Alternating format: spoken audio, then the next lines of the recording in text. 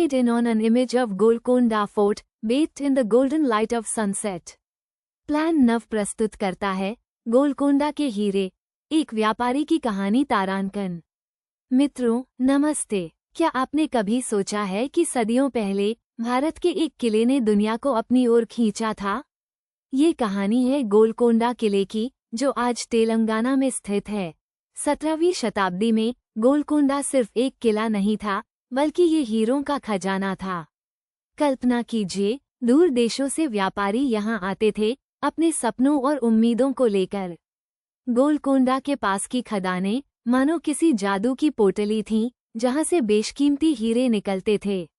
इन हीरों की चमक इतनी तीव्र थी कि राजा, महाराजा और साधारण नागरिक सभी इन्हें पाने के लिए लालायित रहते थे। अब सोचिए एक ऐसे व्यापारी के बारे में जो दूर देश से आया है, उसका दिल हीरे पाने की चाहत से धड़क रहा है, लेकिन वो एक अनजान दुनिया में कदम रख रहा है। उसे यहाँ की भाषा नहीं आती, रीति रिवाजों का ज्ञान नहीं है और सबसे जरूरी बात, उसे यहाँ के लेन देन के तरीकों के बारे में कुछ भी पता नहीं है। उस समय गोलकोंडा में कई तरह की मुद्राएं चलती थीं। मुगलिया सिक्के, स्थानीय निजाम के सिक्के और विदेशी व्यापारियों द्वारा लाए गए सोने और चांदी के सिक्के। अब इस अनजान व्यापारी को ये समझना था कि कौन सा सिक्का कितना मूल्यवान है, किस सिक्के से उसे ज्यादा हीरे मिलेंगे। अगर वो इन बातों को नहीं समझ पाया तो उसे ठगा जा सकता था। उसे हीरे के बदले में मामूली पत्थर थमा दिए जा सकते थे। सिर्फ मुद्राएं ही नहीं, व्यापार करने के तरीके भी जटिल थे। दलाल और एजेंट हर जगह मौजूद थे, जो अपनी कमीशन के लिए व्यापारियों को गुमराह कर सकते थे।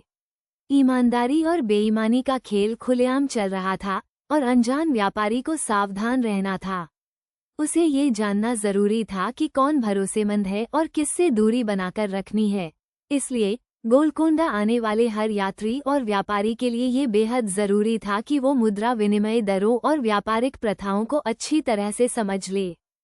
ये सिर्फ पैसों की बात नहीं थी, बल्कि ये उसकी सुरक्षा और उसके सपनों की बात थी।